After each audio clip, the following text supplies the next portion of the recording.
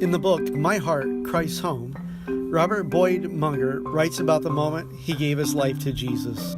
He came into the darkness of my heart and turned on the light.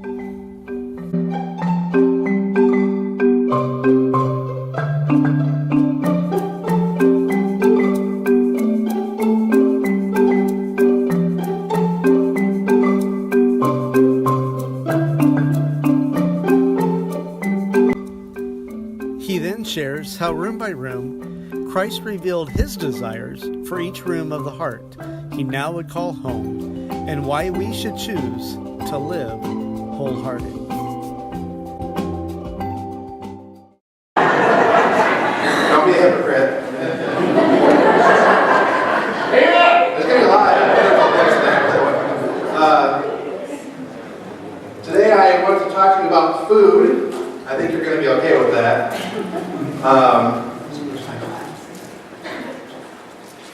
Like our river. Right there. Right here. There you go. Thank you.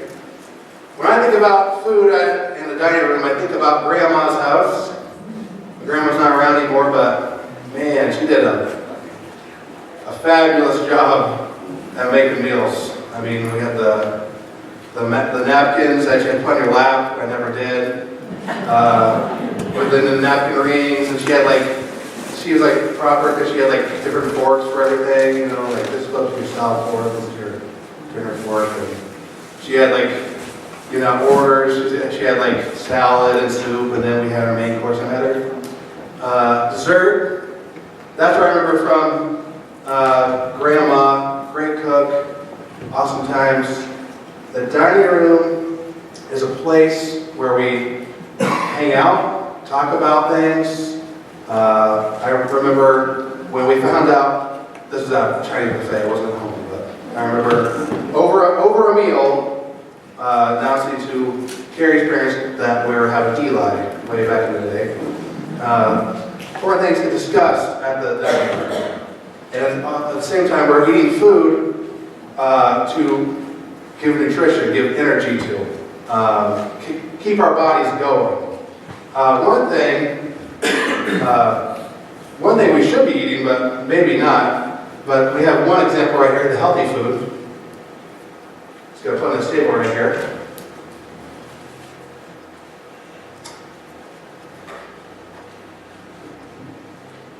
See, sometimes we like to eat these things. Sometimes Pastor Lynn doesn't like this right here.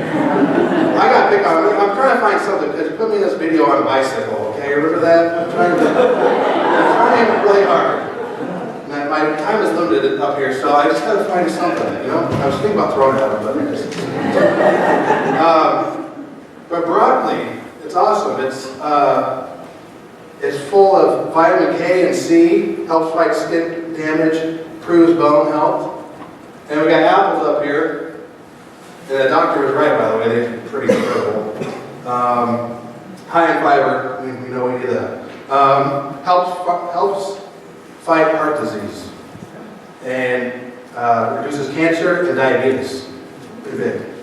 Bananas, of course, potassium. There's some good healthy things in this. It helps our bodies. These are things that help. Okay? But we don't always feel like we don't always feel like eating healthy. We don't always feel like eating these things. Sometimes we want something quick, easy. We don't want something green does not appeal sometimes, you know what I'm saying? So we got this other thing called junk food. Oh my goodness. Tell you what, I'm not going to go over like all the chemicals like he did last week with all the strawberry sundae, because if I did, I would be really scared too. But so here we got some classics here. We got the honey bun that's like in every vending machine across America. I think it lasts for like 5 years. It might last 5 years inside your stomach. I don't know. Anyways, we got the classic Satisfy Your Hunger, right? Snickers. And I don't know if it's junk food, but it's got a lot of fat and it tastes good. And of course we got our classic cookies. And I was going to bring them out too, but But the thing is, I would tell you this. This little guy right here, oh my goodness. 360 calories in this little guy. Equals 6 slices of bacon. Take your choice. What's your pick? What's your pick? Now I tell you what, this thing is light like air. You know how many times? I don't eat like 20 of these, and maybe fell full, but after that I would probably be in the hospital. Because I would feel sick. And you know, if you don't burn off the calories, all the rest of the calories just turn into fat.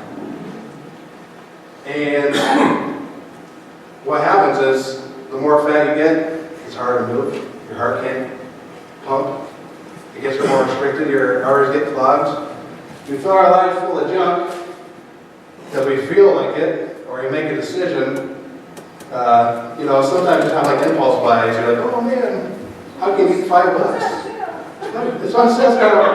They always put orange stickers on everything now. You see that? It's not even on sale. They put an orange sticker. Oh my goodness, it must be on sale. It's definitely it's probably not even special. It's just because it had orange on there. Like, oh my goodness, it's got to be cheaper. But impulse buys. So we're just like, man, I feel like bacon today.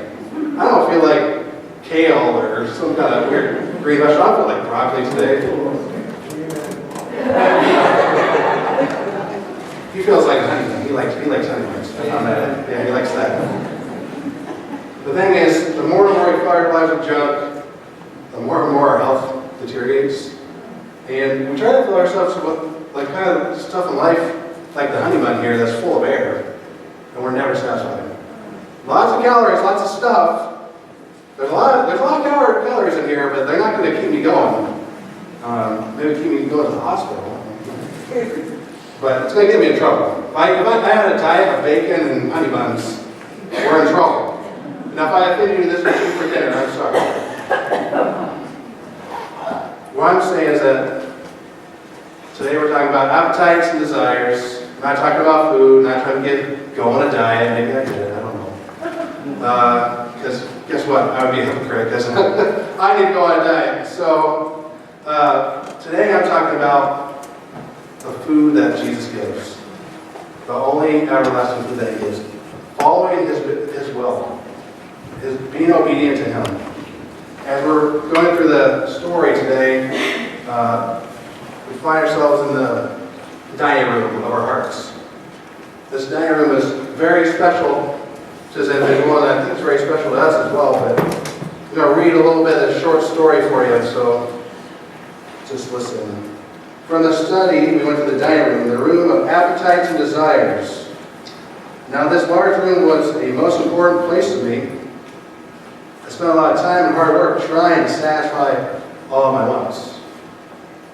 How many of you have spent so much time trying to satisfy yourself? Thinking maybe if I did this one thing, I'd feel better. And then you found out it wasn't worth it. I told him, this is my favorite room. I'm sure you will be pleased with it, with what I serve here. He seated himself at the table and inquired, what is on the menu for dinner tonight? Well, I said, my favorite dishes, money, academic degrees, stocks, newspaper articles of fame and fortune as a side dish. These were things I liked that were secular and worldly. There was nothing very bad in any of them, but it was not really the kind of food which we would feed our soul and satisfy true spiritual hunger. When the plate was placed before my friend, of course our friend is Jesus, he said nothing. However, I observed he did not eat. I asked him, somewhat disturbed, Savior, don't you like the food? What is the trouble? He answered, I have food to eat you do not know of. My food is to do the will of Him that sent me. He looked at me again and said, if you want food that really satisfies you, do the will of your Heavenly Father. Put His pleasures before your own. Stop striving for your own desires, your own ambitions, your own satisfactions. Seek to please Him. That food will really satisfy you. you try a bite of this. And there on the table, he gave a taste of doing God's will. What a flavor. There's no food like it in the world. It alone satisfies. At the end of everything else, it leaves you hungry. Nothing will satisfy you. The money, the fame, as we know, and I know, it runs out. You can't ever have enough. And then, of course, some of those things are bad when they start out. Okay, maybe one honey bun a month will be okay. You know, if I start accumulating, it's going to be some trouble. It becomes a habit. Money, we all need it. We need to pay our bills. Of course we do. But after a while, it becomes our God. We're not careful. It becomes the most important thing to us. And whatever we're feeding ourselves, by the way, whatever we're feeding ourselves, our selfish ambitions, it also affects the people around us. As we're feeding ourselves, we're sharing with others.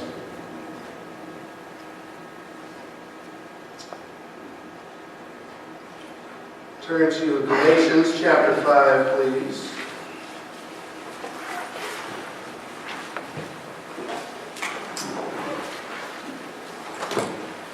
Verse 16.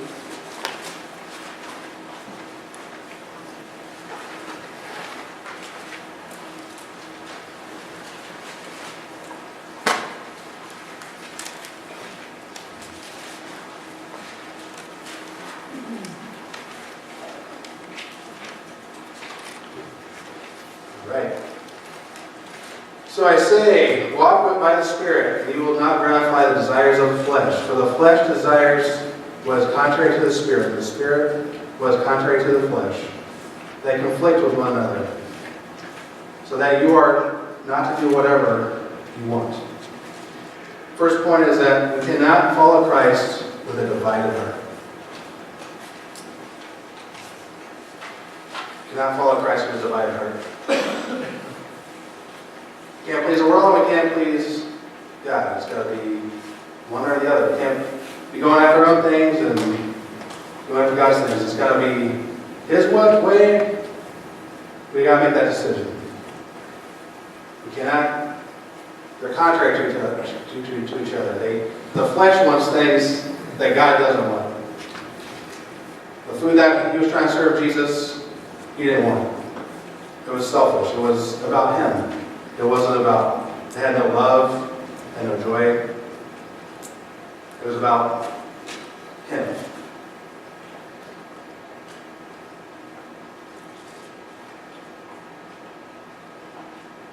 What I want is always what God wants.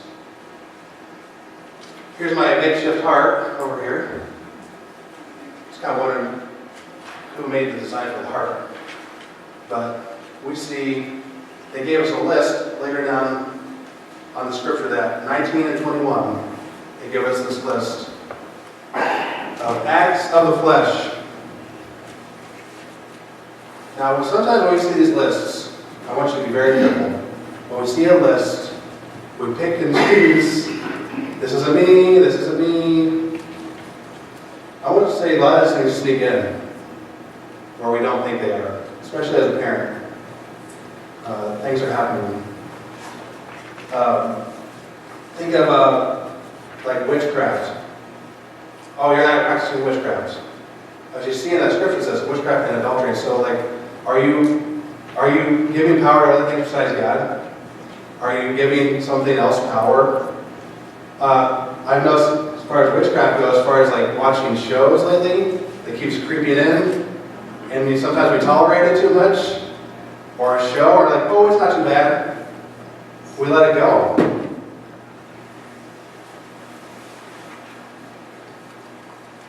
Sometimes we're angry, and we continue to be angry. It turns into rage.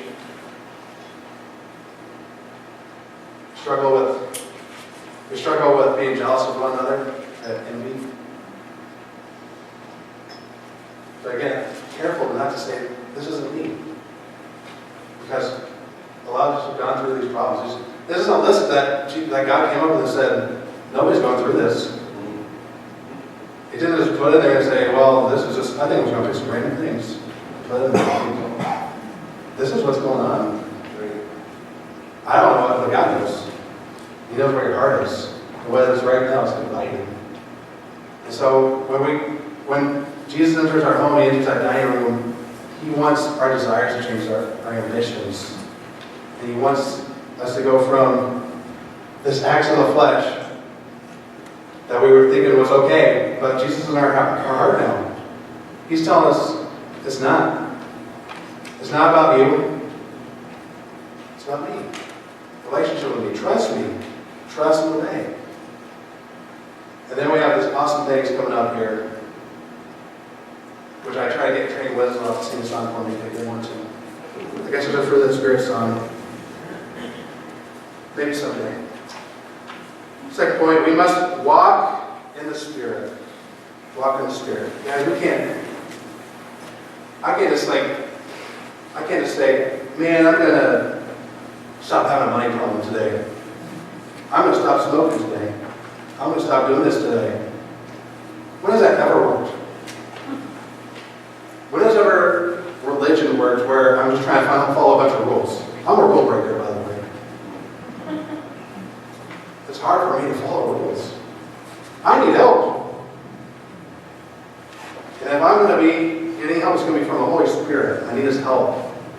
And when it means to walk, it means to make progress. Like I'm walking towards something that's getting better. And one of the things that Satan would like to attack is our emotions. He likes to attack our emotions.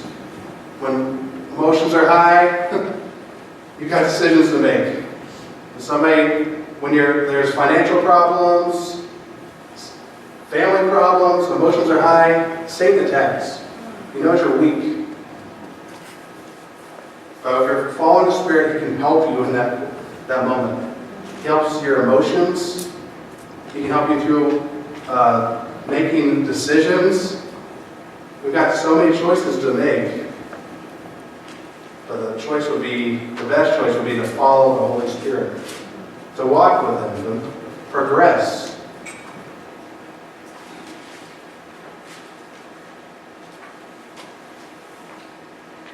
The cool thing is if we walk with the Spirit, we have a complete opposite of what the acts of the flesh are. And if you can see this, if I take love, it wipes out rage. And if I can take joy, I could put that several different places, but I can take joy and take out hatred. I could put love almost all over this stuff. It would cover a lot of problems from the flesh. Faithfulness, adultery, gone.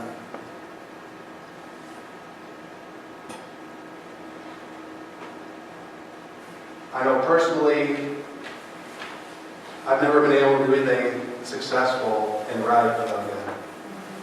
I have to walk with Him. Reading on Galatians 5:22-25. Reading on 25.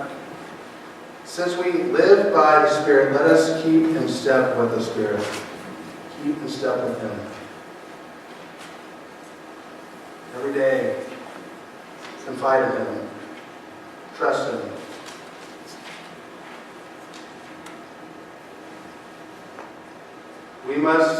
Third point, we must dine daily with Jesus. What does that mean? Have a meal? No.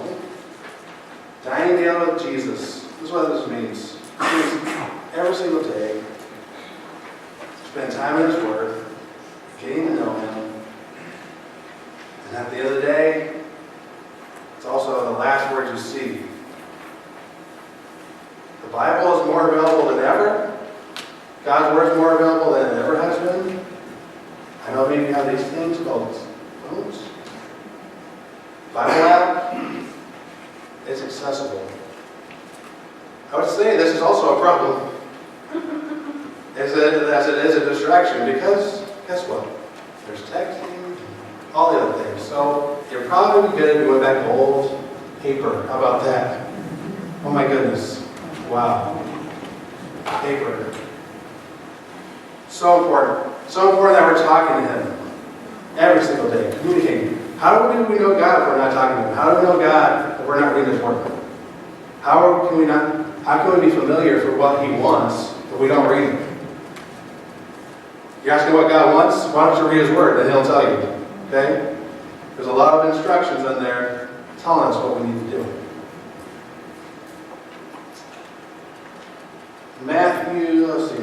John 4:34. Turn there if you're not there yet. Love this because this isn't just talking about Jesus. This is talking about us. And just if you think you're just supposed to read the Bible and pray, let me tell you what. It's more than that. Something's going to come out of this time with Jesus. Something's going to come out of this walking with the Spirit. And I hope it's very powerful.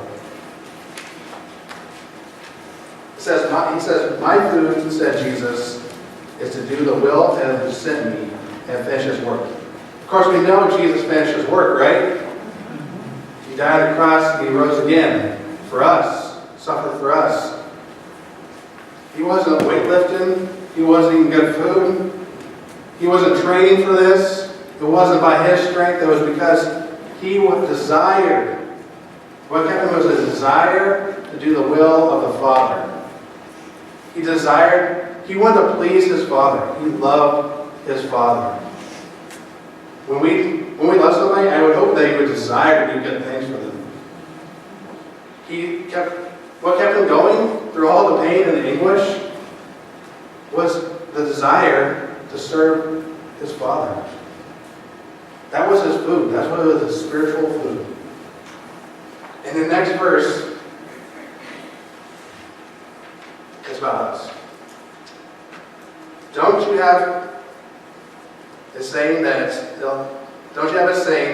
it's still 4 months until harvest? I tell you, open your eyes, look at the fields, they are ripe for harvest. Kingston is ripe for the harvest. If you're spending time in God's Word and you're led by the Holy Spirit, there's no reason that we should be out. Don't be looking around. It's us that should be sharing the good news for friends, family, strangers, neighbors. Not all of Kingston knows who Jesus is. And I would have to say some people don't even know who Jesus is. Like they never even heard His name. Jesus had a work to do, but we also have a work to do. And when we start striving after the Holy Spirit and we're in His Word, guess what? Our desires, our ambitions, they change. They don't become selfish. They become, I care about my neighbor. They become, I love my neighbor. I see people that are hurting. I see people that are broken. And I want to care for them. You become just like Jesus. You also have, until you are gone, you also have responsibility. We are to go out and be witnesses to our friends and family. We have something that we're supposed to do. And what gets in the way, guess what? Our appetites and our desires. That's what gets in the way. Our ambitions, what we want to do. You ever ask God first what you're supposed to do? But I encourage teens all the time. I know they've got so many plans. They've got, I'm going to be a policeman or some kind of... Ask God first. See what He says. When I was a teen, I changed my mind so many times on what I wanted to be. Watching Indiana Jones, I want to be an archaeologist.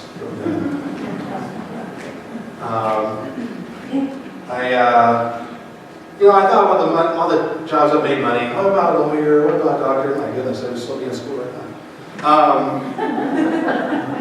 All those things. But I was worried about the luck. I was worried about money. I wanted the house and the boat, and I wanted all the nice stuff. That's what I was striving for, because that's what the American dream sometimes is. right? Whatever makes you happy, careful. Because whatever makes me happy, maybe it'll be good. But it wasn't until my senior year, and I had made a commitment to follow Christ at 10 years old. But it wasn't until my senior year where I finally clicked that what we're talking about, guys, right now is that Jesus, he was just a guest in my home. He was just a guest. When I needed him, I go find him. But I didn't use him very much. There's some things I didn't want to let go. And one thing was death in the future. And I was worried about it. It wasn't until my senior year that I let go. And that Jesus took over my house. And that's the goal of this whole series, that Jesus wouldn't be a guest, but he would be the owner of your home, your heart. Because right now, your heart might be divided. It might be split. It can't be. You got to choose. You got to make that choice. Every single day we got to wake up and say, what are we going to do today? We're going to obey Christ, or we're going to do our own thing.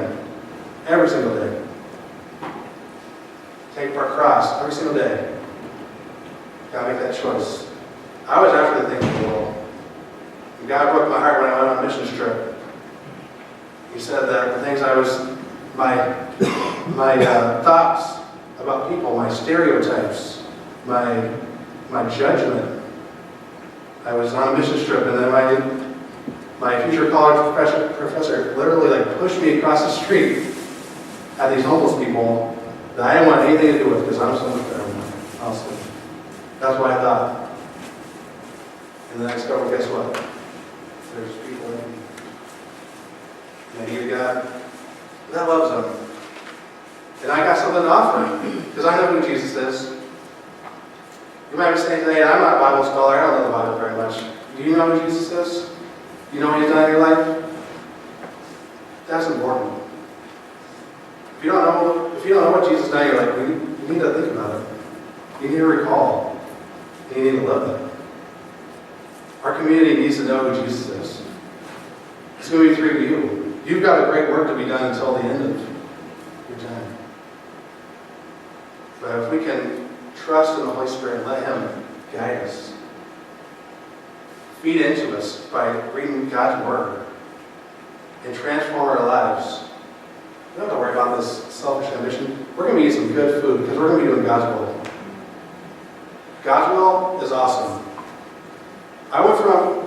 So after that, I went to college, and I went to the same place almost a year later. I was at Selfish Kids, and I went a year later. I went with my college team, led a few people to the Lord. Now, I'm not trying to brag about that. I'm just saying that God transformed my life from a shy kid to a bold kid to say, I care about you. I care about people. And I'm not going to just walk by them and let them go without talking about Jesus. God can do some powerful things for you, but you've got to let go of what you want. And you've got to want what he wants. His good food. He's got some awesome things for you. And sadly, I believe there's a lot of Christians are living these half victorious lives because they won't let go. They won't let go of the anger. They won't let go of the past. They won't let go of what they want. They don't want to let go of the buck. It's controlling them. They won't let go. And if they just let go, boy, the Holy Spirit will do a powerful work in their lives. Imagine what the Holy Spirit can do in the town of Kingston. I don't care if it's small. It will be powerful. For one person, the Holy Spirit can do great things. We know that. So today I would ask you, what are you feeding yourself? Good food? Is it junk food? I'm not talking about this. I'm talking about acts of the flesh. Is this part of your life? Should be.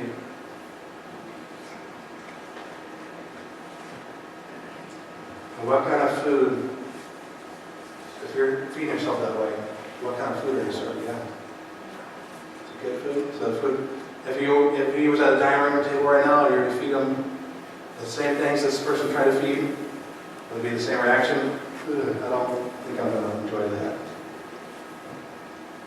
Or is it going to be, or are you following God's will? His pleasing will? Are you following Him? Are you pleasing God? Is your food things you offer to God? You love Him. You're in. If that's the case, that's awesome. But if you're not, I just strongly encourage you. Trust in Him, trust and obey. I couldn't get the song in my head yesterday, so we're singing it, Trust and Obey.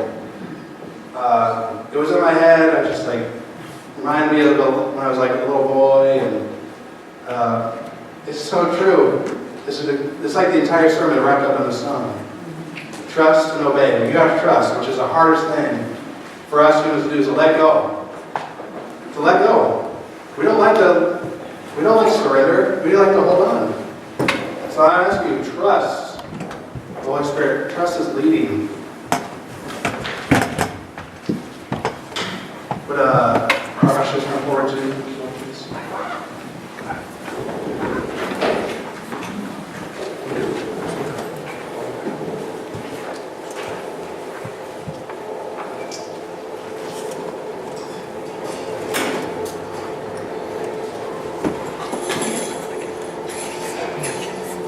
Dear Lord, thank you so much for your example of Jesus, Lord, and the great work that He did on this earth, Lord. Help us to have that same ambition that You are our nutrients, Lord. Pleasing You is our life, that we would let go of anything that we're holding on today, Lord, that we surrender to You. Lord, help us to live victorious lives and know that Satan has been defeated, Lord. Help us, Lord, as we go into Kingston, our surrounding communities, our neighbors, the people around us, Lord. Help us to have courage to be Your light in dark places. Lord, I pray for our church and that we wouldn't grow just because we're cool, but Lord, that Your Holy Spirit is moving and is powerful, and that people can see that in us, in people in the community, Lord, that Kingston would be transformed. Pray for that. Lord, thank You so much for what You provide, and as we give our tithe and offerings today, Lord, just would You bless us, Lord. Thank You so much for all You do. In Jesus' name.